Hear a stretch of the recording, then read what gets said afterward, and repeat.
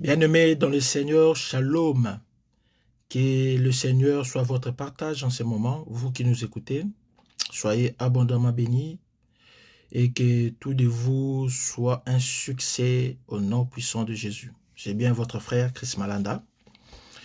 Je suis encore dans la joie de pouvoir parler de la part du Seigneur. Et aujourd'hui, nous allons parler sur un thème qui pose toujours problème, qui partage les enfants de Dieu et qui parfois ne savent quoi faire. Il s'agit du port des voiles des femmes. Est-ce qu'il faut porter le voile ou ne pas porter le voile? C'est par la grâce de Dieu aujourd'hui, nous allons pénétrer les Écritures pour apprendre à connaître la pensée de Dieu concernant le port du voile. Voilà.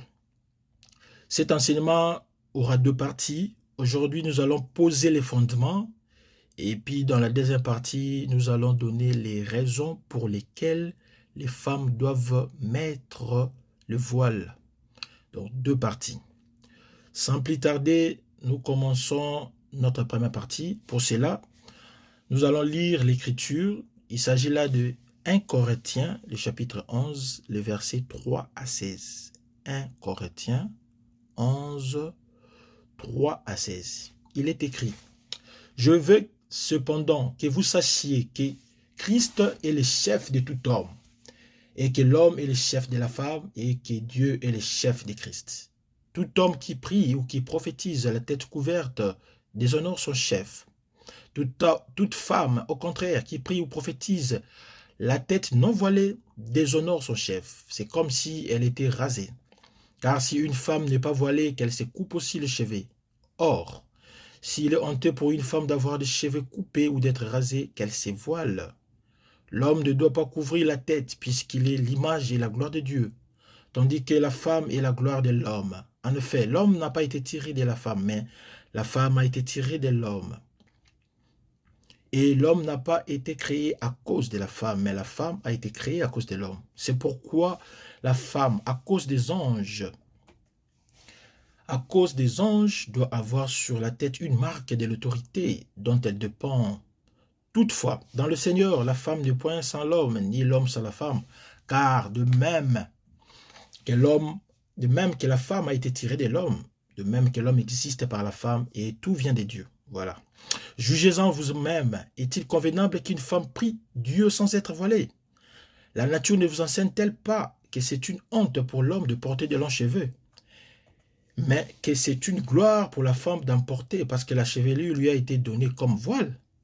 Si quelqu'un se plaît à contester, nous n'avons pas cette habitude non plus que les églises de Dieu.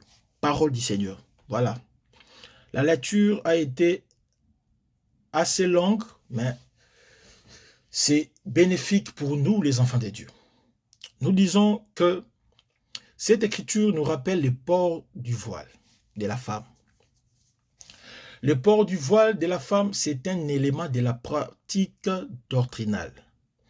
Tout comme les repas du Seigneur, c'est une pratique doctrinale, tout comme les baptêmes, c'est une pratique doctrinale, tout comme l'imposition de main, c'est une pratique doctrinale. Donc, le fait de porter les voiles, c'est une pratique doctrinale. Quand je parle de pratique doctrinale, je vois des actes extérieurs qui doivent être posés par les saints. Il s'agit en fait de l'application telle qu'elle est de la parole de Dieu. Ce que Dieu nous dit, c'est ce que nous devons faire. Et pour cela, il n'y a pas de compromis. On ne peut pas faire de compromission avec la parole de Dieu. C'est nous qui sommes appelés à nous adapter à la parole et non la parole à s'adapter à notre vision. Ce n'est pas la manière dont moi je réfléchis. Je n'ai aucun avis à donner devant la pensée de Dieu. Je n'ai aucune réflexion à faire devant les saintes écritures. Ce que j'ai lu, c'est ce que j'ai fait, c'est ce que je pratique. C'est ça la doctrine. Donc, le port du voile de la femme figure alors parmi les moindres choses à respecter, figure alors parmi les moindres choses à montrer notre fidélité. Parce qu'il est écrit dans Luc 16, le verset 10, que c'est lui qui est fidèle dans le moindre des choses, l'est aussi dans les grandes choses. C'est lui qui est injuste dans le moindre des choses, l'est aussi dans les grandes choses. Si tu es infidèle, tu ne sais pas respecter la parole de Dieu dans les moindres des choses, comment espérer respecter ce qui est grand? C'est impossible. Si tu n'arrives pas à être fidèle dans le moindre des choses, les simples faits de porter le voile, qui ne te demandent rien, c'est les moindres des choses. Mettez ton voile lorsque tu veux prier. Lorsque tu t'arranges, tu te prépares pour parler au Seigneur. Est-ce que c'est difficile? Si tu n'arrives pas à faire cela, espérez-vous appliquer des grandes choses? Vous n'arriverez pas. C'est pourquoi le Seigneur dit que dans les moindres détails, qu'on sera voir si celui-ci est fidèle, si celui-ci est juste. Donc, c'est ça les rappels du port du voile qui nous fait ici. Il faut faire très attention, ma soeur. C'est la moindre des choses que tu puisses porter votre voile. C'est la moindre des choses. Ça, c'est le Seigneur qui te dit, qui t'adresse à toi qui m'écoute en ce moment. Mais pourquoi nous revenons sur cet enseignement? Nous revenons pour cet enseignement parce que la Bible me dit que la répétition des Écritures est salutaire. La répétition des Écritures est salutaire. Dans l'évangile de Jésus-Christ, si tu es lassé d'écouter les mêmes choses, si tu es fatigué d'écouter les mêmes choses, alors mon frère, alors ma soeur, tu n'es pas le bienvenu. Parce que dans l'évangile de Jésus, la répétition des Écritures nous sauve. C'est ce que Philippiens 3, le chapitre 3, le premier verset qui nous dit. Je ne cesse de vous rappeler les mêmes choses, et pour vous, cela est salutaire. De Pierre 1, le verset 12 et 13, nous dit que je prendrai soin de vous rappeler ces choses, bien que vous les sachiez, et que vous soyez affermis dans la vérité présente. Je regarde comme un devoir, c'est un devoir pour moi, aussi longtemps que je suis dans cette tente qui est mon corps, de vous tenir toujours en éveil, de vous rappeler par des avertissements. C'est mon devoir en tant que ministre de la parole, de sonner la clochette, de sonner la trompette, pour que vous puissiez écouter la voix de Dieu, vous puissiez vous arranger, vous mettre à l'ordre. C'est ça le but de cet enseignement. En d'autres termes, cet enseignement veut enseigner, veut convaincre, veut corriger. Parce que la Bible dit, toute écriture est inspirée de Dieu, utile pour enseigner, pour convaincre et puis pour corriger. Cela voudrait dire que cet enseignement a pour but de nous amener à reconnaître la vérité. Parce que c'est la vérité qui donne la vie. Lorsque nous lisons le livre de Jacques, livre de Jacques, le chapitre 5, nous prenons le verset 19 et 20, il est dit que c'est lui qui ramène un pécheur de la voie où il s'était égaré, sauvera une âme de la mort et couvrira une multitude de péchés. Donc ici, je vais sauver une âme qui petit à petit va vers la mort. Je vais sauver nos sœurs qui nous écoutent en ce moment, qui ne portent pas le voile, qui sont loin, qui s'égarent petit à petit de la vérité. Je vais ramener nos sœurs qui sont mortes à la vie. Je vais ramener nos sœurs qui sont perdues pour qu'ils soient retrouvés. C'est ça l'objectif de cet enseignement. Parce que Luc 15, le verset 32, le père dit au fils prodigue et à son aîné qui boudait que ton frère qui était mort est revenu à la vie. Ton frère qui s'était égaré, perdu, est retrouvé. Nous voulons retrouver ici par cet enseignement nos sœurs qui sont éloignées de la vérité. La vérité ici, c'est le port du voile. C'est ça la vérité. Mais aussi nous voulons réprimander là où nous n'avons pas bien cru. Réprimander là où nous croyons de façon erronée. Est-ce que le voile, c'est la chevelure de la femme? Ce n'est pas bien croire. Nous voulons corriger, mes bien-aimés. Nous voulons avertir. Nous voulons rappeler à l'ordre. Nous voulons répondre. Mais aussi, nous voulons tirer les oreilles afin que nous puissions à nouveau croire correctement, que nous ne puissions pas suivre de faux enseignements sur le voile. Les enseignements qui consistent à négliger le port du voile, mais aussi les enseignements qui consistent à dire que la chevelure, c'est déjà un voile pour la femme. Non, ça, ce sont des faux enseignements. Donc, je ferai mienne la pensée de Paul. C'est la même chose que je ferai. Paul n'a pas essayé d'imposer aux Corinthiens un nouveau comportement, non. Il n'a pas imposé aux Corinthiens de porter des voiles ipso facto, non. Mais il a voulu simplement arrêter les abus qui s'est passé. Les abus individuels et complaisants commis au nom de la liberté. Parce que Christ nous a franchis, nous sommes libres, donc nous pouvons faire n'importe quoi. Non, nous voulons arrêter cette hémorragie que le diable insère au sein de l'Église des saints. Nous voulons dénoncer en fait la recherche des intérêts personnels au détriment de la recherche de la gloire de Dieu. Lorsque nous lisons 1 Corinthiens 10, 24, là, la Bible nous dit que personne ne cherche son propre intérêt. Que personne ne cherche son propre intérêt. Nous devons en premier lieu toujours et déjà chercher la gloire de Dieu. C'est ce que le verset 31 nous dit de 1 Corinthiens 10. Tout ce que nous faisons, que ce soit manger, buvez, tout ce que nous faisons, tout ce que nous pouvons faire, que nous le faisons au nom de Jésus, pour la gloire de Dieu. Donc, si nos sœurs ne veulent pas mettre le voile, elles sont en train de chercher leurs propres intérêts. Elles veulent se faire voir devant les hommes que j'ai porté un cabello des 1000 couronnes, j'ai porté un cabello des 1000 euros, j'ai porté un cabello des 500 livres, ainsi de suite.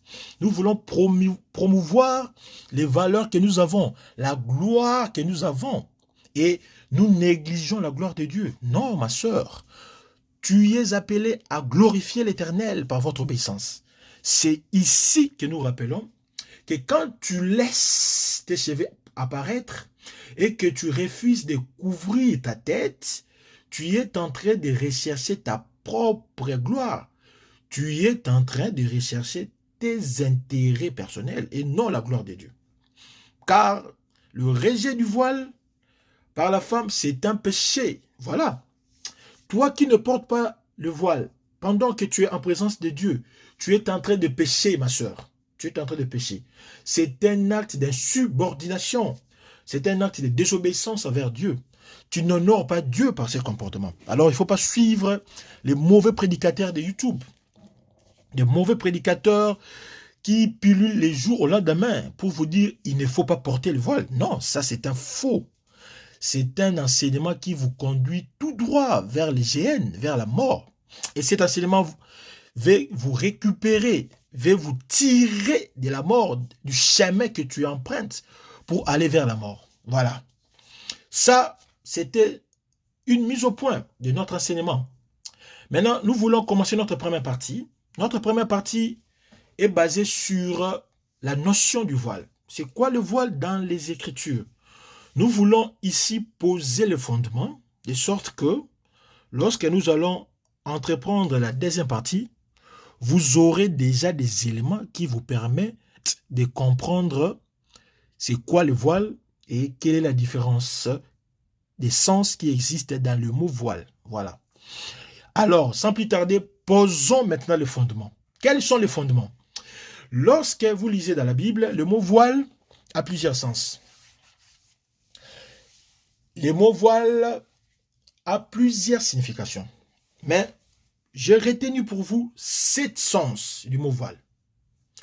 Le premier sens du mot voile, voile signifie voiler. Et quand je dis voiler, il est question d'obstruer quelque chose à la vue. Il est question d'empêcher de voir. C'est ça, voile. Alors, le mot voile a pour synonyme cacher. Donc, voile signifie cacher. Là, vous pouvez lire 1 Pierre 2, les versets 15 à 16. Le mot voile signifie aveugler. Là, vous pouvez lire 2 Corinthiens 4, le verset 4. Le mot voile signifie couvrir. Là, vous pouvez lire Ézéchiel 32, 7. Voilà. Ça, c'est la première signification du mot voile. Voile signifie voiler. Dans la deuxième signification, le mot voile signifie une pièce d'étoffe qui sert à séparer deux endroits. Il s'agit ici de rideau. Voilà. Cela me fait penser au tabernacle et au temple qui avaient des voiles, qui avaient des rideaux. Que ce soit dans les tabernacles, que ce soit dans les temples, il y avait deux voiles. Il y a les premiers voiles séparés les parvis du lieu saint. Là, vous pouvez lire Exode 26, le verset 36, Exode 39, le verset 38, Exode 40, le verset 5. C'est le premier voile qui séparait le parvis et le lieu saint. Mais il y avait le deuxième voile, deuxième rideau, qui séparait les lieux saints du lieu très saint. Là, vous pouvez lire Exode 26, les versets 31 et 33. Vous pouvez lire Lévitique, Lévitique 4, les versets 6 et 17. Vous pouvez lire aussi Matthieu 27, les versets 50 et 51. Mais aussi, vous pouvez lire Hébreux 9, le verset 3. Donc, ce sont ces écritures qui nous parlent de voile comme rideau. Mais il y a aussi le voile pris dans le sens métaphorique, sous forme d'allégorie. Le voile dans un sens figuré, cela signifie incrédulité. Là, vous pouvez lire dans 2 Corinthiens 3, les versets 14, 15, parce que là-bas, il est dit, un voile est jeté aux enfants d'Israël lorsqu'ils sont en train de lire les Écritures. Les voiles, ce n'est pas pour qu'ils comprennent les Écritures, c'est l'incrédulité. Les voiles, c'est aussi s'excuser, c'est ne plus se souvenir dans le sens figuré.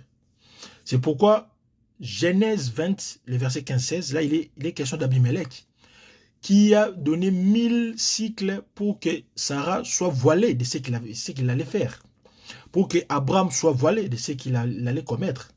Mais le voile aussi, il est question de la mort. Quand on dit voile, il est aussi question de mort. Là, vous pouvez lire dans les livres des Sagesse. Sagesse, le chapitre 17, verset 3. Là, je suis dans la version Tob, traduction écuménique de la Bible. Voilà. Mais le voile aussi, c'est le nuage. C'est le nuage qui cache Dieu. C'est le nuage derrière lequel Dieu s'est retiré pour se cacher. Donc, le voile, c'était le nuage où Dieu s'est caché. Là, vous pouvez lire Job 26, 9. Vous pouvez lire Psaume 97, 2. Vous pouvez lire Isaïe 54, verset 8. Donc, ce sont ces écritures-là qui sont prises dans le sens figuré. Le quatrième sens du mot voile, voile signifie la chair de Jésus. Donc, le corps de Jésus. Là, nous sommes dans Hébreux 10, les versets 19 à 20. Nous avons au moyen du sang de Jésus une libre accès au sanctuaire par la route nouvelle et vivante que Jésus nous a inaugurée au travers du voile qui est sa chair, qui est son corps. Donc, le voile aussi, c'est le corps de Jésus. C'est ce que Hébreux 10 nous dit. Le cinquième sens, nous avons le mot voile signifie ici ce qui sert à couvrir le visage, ce qui sert à couvrir la tête. Il est question de pièces d'étoffe. Les enfants d'Israël portaient des voiles, que ce soit les hommes ou que ce soit les femmes. Les femmes portaient des voiles parce que le voile faisait partie de leur toilette. C'était un élément de leur beauté. Ésaïe, le chapitre 3, le verset 19 nous dit, ces jours-là, le Seigneur leur enlèvera ce qui les rend belles. Donc, parmi les choses qui rendent belle la femme, il y avait le voile. Là, vous pouvez lire à la maison. Donc, il y avait le voile. C'est pourquoi vous allez voir Rebecca porter les voiles. Là, nous sommes dans Genèse 24, les versets 36 et les versets 65. Vous allez voir Tamar apporter un voile. Nous sommes dans Genèse 38, les versets 14 et 15. Vous avez aussi la Sunamite, l'épouse de Salomon dans Cantique des Cantiques. Vous prenez le chapitre 4, le premier verset. Vous prenez le chapitre 6, le 7e verset. Donc, dans les Cantiques des Cantiques, il y a aussi l'épouse des cantiques qui portaient le voile. Donc, ce sont des habits qui étaient des ornements de la beauté de la femme. Voilà. Ça faisait partie de la beauté. Mais les hommes aussi portaient des voiles. C'est pourquoi Paul a dit que l'homme ne peut pas couvrir sa tête. Parce qu'en Israël, les hommes portaient le voile. Et quand ils portaient le voile, c'était pour marquer le deuil. C'était un signe de deuil. Là, il y a plusieurs écritures, plusieurs témoins qui nous les attestent. Nous avons 2 Samuel 15, les versets 30. 2 Samuel 19, les versets 4. Nous avons Jérémie 14, les versets 4. Nous avons Esther 6, les versets 12. Donc, toutes ces écritures nous montrent que l'homme portait aussi le voile, mais dans les signes de deuil. Même Moïse a porté le voile. Dans Exode 3, le verset 6, Moïse a porté le voile, mais c'était pour ne pas voir Dieu. Donc ça lui empêchait, ça jouait le rôle de cacher le visage pour qu'il ne puisse pas voir Dieu. Dans Exode 34, le verset 33, que 2 Corinthiens 3, le verset 13 a repris. Moïse a porté le voile pour cacher Dieu, pour que les enfants d'Israël ne puissent pas voir la gloire de Dieu. Donc Moïse aussi a porté le voile. Voilà. Mais de façon allégorique aussi, comme habillement d'hommes, les hommes infidèles, ceux qui trompent leurs femmes, les hommes débauchés, ceux qui ont plusieurs femmes, des polygames, ce sont aussi des hommes qui portent des voiles. Ils portent des voiles pour se cacher de leur forfait. Donc, l'adultère fait porter un voile. L'impudicité fait porter aussi un voile. Voilà. C'est dans ce sens-là. Ça, c'était le 5e sens. Le 6e sens, le voile signifie le cheveu, la chevelure. C'est ce que nous avons lu dans 1 Corinthiens, le chapitre 11, le verset 15. Que la chevelure a été donnée à la femme comme voile.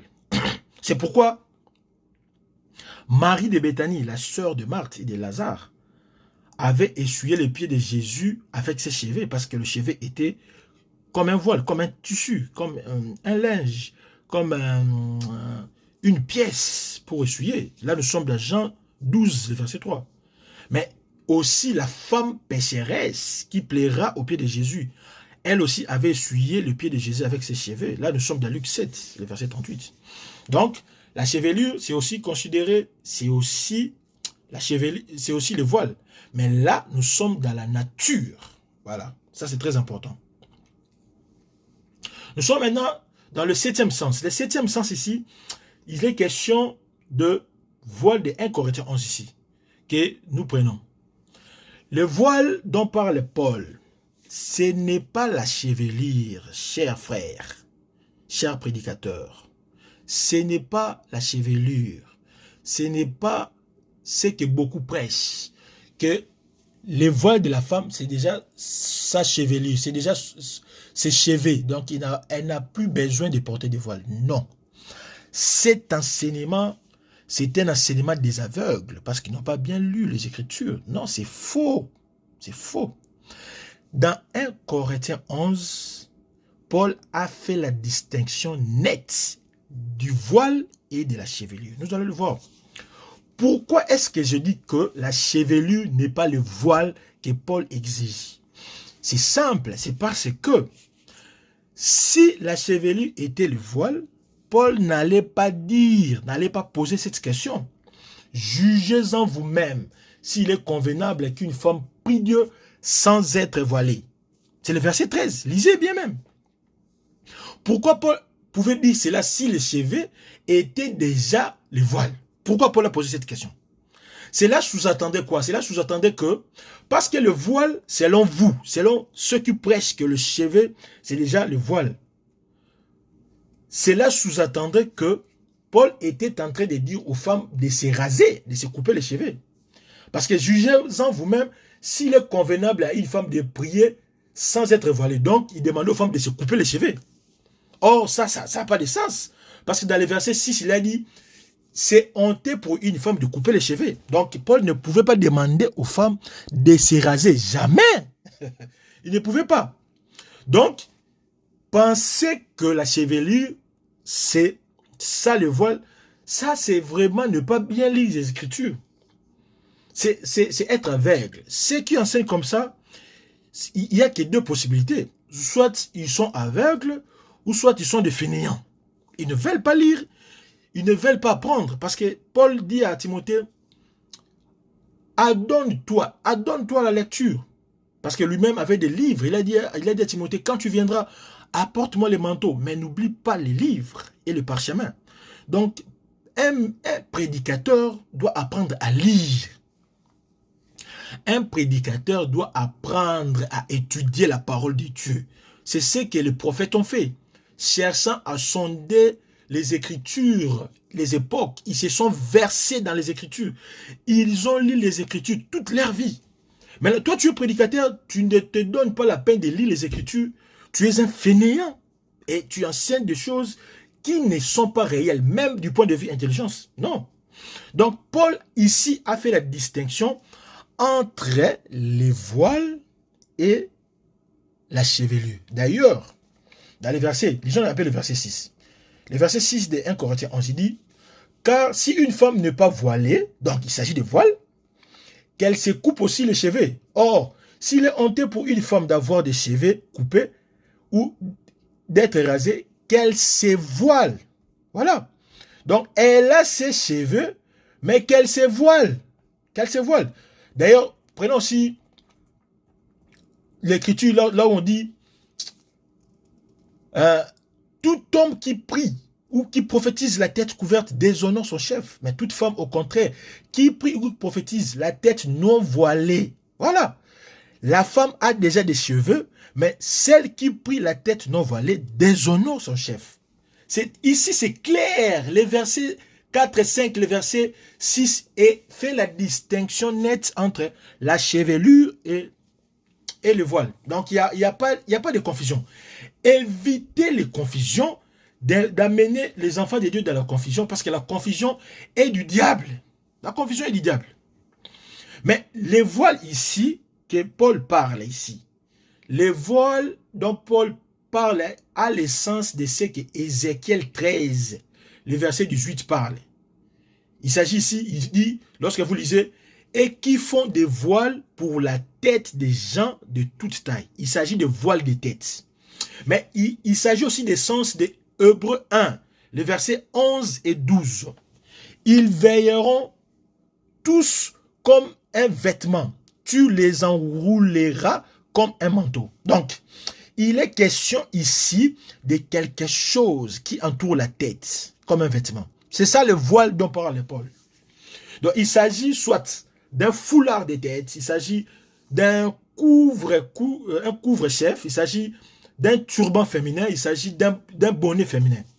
Donc, il s'agit en fait ici d'une pièce qui sert à couvrir la tête. Il est question ici, mon frère, il est question ici, ma soeur, d'une parure. C'est un ornement. Le voile dont on parle, c'est un ornement. C'est une coiffure, voilà.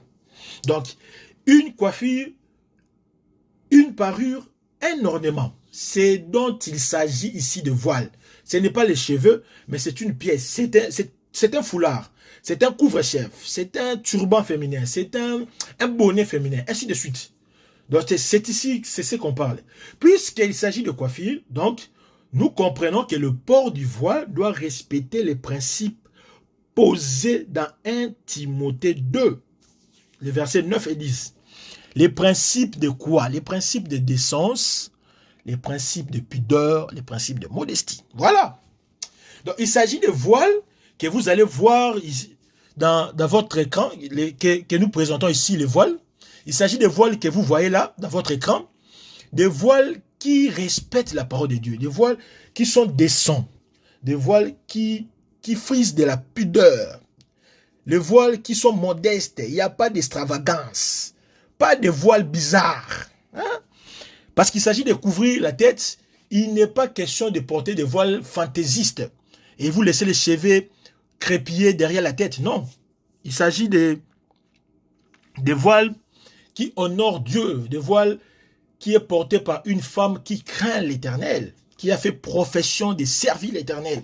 Il est question de ces voiles-là que vous voyez dans vos écrans. Et il n'est pas question des autres voiles que vous voyez aussi dans vos écrans. Des voiles bizarres, des voiles qui violent la décence, qui violent la pudeur, des voiles qui sont là pour montrer votre richesse, des voiles qui coûtent cher, des voiles qui laissent les cheveux paraître. Non, là, vous n'avez rien fait. Donc, c'est un peu ça. Il est question de ces voiles. Mais, vous me direz, bon frère, mais est-ce que c'est important de mettre encore ça? Ben, nous avons compris que oui, le voile, ce n'est pas les cheveux de la femme, c'est ce qu'il faut porter, mais est-ce que Dieu ne tient pas compte de ce qui apparaît? Parce qu'il a dit dans sa parole, l'homme regarde ce qui frappe les yeux, mais l'Éternel regarde au cœur. Vous me citerez 1 Samuel 16, 7. Oui frère, je suis d'accord avec vous, tout à fait d'accord. Mais seulement, il faut savoir que, bien que le Seigneur regarde le cœur, mais les témoignages de l'extérieur, les témoignages que nous devons lui rendre, incluent également notre tenue extérieure. Le cœur ne suffit pas, mais l'extérieur aussi est important. L'extérieur aussi est important. Lisons par exemple, je vous donne cette écriture de Matthieu 22. Cherchons Matthieu 22. Matthieu 22, prenons le verset 11 et 12. Il est écrit, le roi entra pour voir ceux qui étaient à la table. Il aperçut là un homme qui n'avait pas revêtu un habit de noces. Il lui dit, mon ami, comment es-tu entré ici sans avoir un habit de noces? Et cet homme y la bouche fermée. Lorsque vous continuez la lecture de cette écriture, cet homme a été chassé de la fête. Mais vous direz que Dieu connaissait le cœur de cet homme. Mais pourquoi ici Jésus dit que le roi se focalisa sur son vêtement?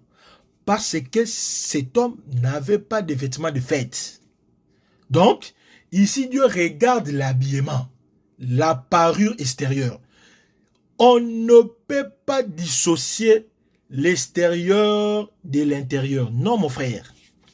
On ne peut pas dissocier le cœur et les actes. Les deux vont de pair. On ne peut pas les dissocier. Donc, le cœur va de pair avec les actes et vice-versa. C'est pourquoi, lorsque vous lisez 1 Pierre 3, les versets 3 et 4, la Pierre dit, ayez non cette parure extérieure qui consiste dans le chevet tressé, les ornements d'or, les habits qu'on rêvait, mais la parure intérieure est cachée dans le cœur. Vous voyez? Donc, non seulement vous focalisez sur la beauté extérieure, c'est que vous vous habillez, mais aussi de l'intérieur. Donc, les deux, on ne peut pas les dissocier. Impossible. De même aussi, Paul parle dans Tite 2, le verset 3. Là, il s'agit des femmes âgées. Que les femmes âgées doivent aussi avoir l'extérieur, voilà, qui convient à l'intérieur. Quel est l'extérieur qui convient à l'intérieur? C'est la sainteté. Les femmes âgées ne doivent pas être médisantes, ne doivent pas s'adonner au vin, ne doivent pas être des soulardes, ne doivent pas être des commères, ne doivent pas faire n'importe quoi. Donc, ici, Paul et Pierre dissocient l'extérieur de l'intérieur, l'intérieur de l'extérieur.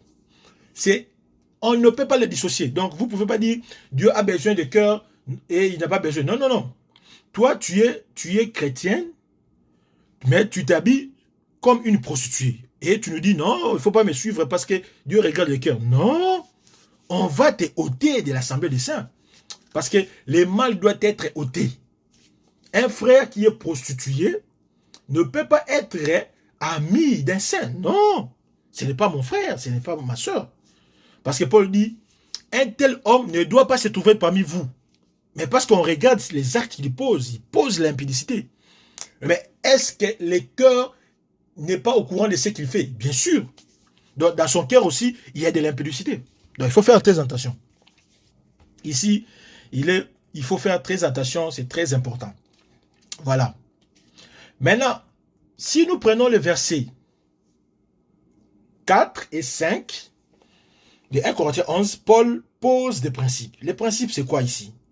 Ici, nous voulons voir maintenant les principes posés concernant le port du voile. Paul pose les principes ce principe qui est celui-ci. Tout homme qui prie ou qui prophétise la tête couverte déshonore son chef. Au contraire, toute femme qui prie ou qui prophétise la tête non voilée déshonore son chef. C'est comme si elle était rasée. Voilà. Le principe ici, c'est quoi? Le principe, c'est que nous devons porter des voiles pour la femme et ne pas porter des voiles pour l'homme. C'est ça le principe. Donc l'homme ne peut pas porter de voile. Pas question de képi, pas question de bonnet, pas question de mitre, de calottes. Je ne sais pas si c'est n'importe quoi. C'est ce que nous voyons dans les églises de prostituées, les églises des filles de prostituées. Dans l'église des saints, l'homme ne porte pas de voile. Il n'est pas question de porter des mitres. Il n'est pas question de porter des calottes. Il n'est pas question de porter des chapeaux. L'homme ne porte rien parce qu'il est la gloire de Dieu. Il est l'image de Dieu. Mais la femme, elle, porte des voiles pendant qu'elle prie ou qu'elle prophétise. Les consignes ici, c'est dans la prière ou dans la prophétie. Mais les versets 17, maintenant, précisent, nous sommes toujours dans les consignes, dans les principes. Le verset 17 dit que ces avertissements que Paul était en train de donner, c'est dans l'assemblée des saints, c'est dans l'église. Voilà. Il dit, en donnant cet avertissement, c'est que je ne loue point, c'est que vous vous assemblez, non pour devenir meilleur, mais pour devenir pire. Voilà. Donc, nous comprenons, en prenant les versets 4 et 5 et le verset 17, qu'il est question de porter le voile pour la femme lorsqu'il s'agit de prier ou de prophétiser. En dehors de ces cas, il n'est pas question du port de voile. Voilà. Ça, c'est la précision. Nous ne sommes pas comme nos sœurs musulmanes, non, qui portent des voiles le matin jusqu'au soir. Ce n'est pas ça pour les chrétiens. Les chrétiens portent les voiles parce qu'elles veulent prier ou elles veulent prophétiser. Et c'est là, c'est dans l'assemblée publique ou en privé. Donc, si tu veux prier en public ou en privé, porte le voile. C'est ce qu'ici Dieu enseigne. Dans le port du voile est question de la prière. Lorsque tu veux prier, donc prier c'est parler avec Dieu, ou tu veux prophétiser, parler de la part de Dieu. Là tu portes le voile. On ne porte pas le voile du matin au soir. Non, ça ce n'est pas nous. Nous ne sommes pas nos sœurs de l'autre côté. Donc ici la précision et détail. C'est très important. C'est très important. Alors, une question se pose. Quand faut-il porter le voile? Est-ce qu'il faut porter le voile à tout moment, n'importe où, n'importe quand? C'est ça la question. Donc, ici, il est question de disposition de la prière. Et non question de spontanéité. Il faut faire la part des choses. La femme doit porter le voile dans les dispositions de prière. Cela signifie quoi? Cela signifie qu'elle sait qu'elle doit prier à 15 h ou à 16 h ou le matin. Tu sais que tu dois prier, porte ton voile. Tu sais que tu pars à l'église, porte ton voile. Tu ne diras pas que non, j'ai oublié le voile à la maison. Mais tu n'as pas oublié les parfums. Tu n'as pas oublié les make-up pour encore arranger des faux de teint, ainsi de suite. Ça, tu n'oublies pas. Mais pour le voile, tu oublies. Donc ça, c'est une fausse raison. C'est un faux fouillant. Lorsque vous savez que vous devez prier, en privé ou en public, arrangez-vous à préparer le voile, ma soeur. Arrangez-vous. Parce que le voile se porte dans l'église ou dans la maison. Même dans la maison, c'est en privé. Donc, quand vous êtes dans les dispositions de prière, vous vous mettez, vous vous arrangez pour prier, préparez votre voile. Et l'Éternel va vous bénir. Il n'est pas question de spontanéité. Spontanéité ici signifie, vous êtes dans un train et vous devez prier, il n'est pas question de chercher un voile. Non, c'est les cas qui se présentent. Vous devez prier. Ou vous êtes en train de travailler. Il y a l'Esprit Saint qui vous met en cœur de pouvoir prier. Vous n'allez pas chercher le voile. Non, ça, c'est un cas fortuit. Donc, c'est un cas de force majeure. Dans les cas de force majeure, il n'y a pas question de voile. Ça, on ne vous mate pas. Si on vous dit que vous devez porter le voile à tout moment, ça, c'est un faux enseignement. Là, vous tombez comme nos sœurs musulmanes. Et c'est pas ça. Donc, voilà. C'était ça, notre introduction. Et notre première partie, il était question de voile. Nous avons dit que le voile, ce n'est pas la chevelure. Et le voile se porte en privé ou en public pendant les temps de la prière ou de vous voulez prophétiser. Que l'Éternel vous bénisse et vous bénisse. Amen.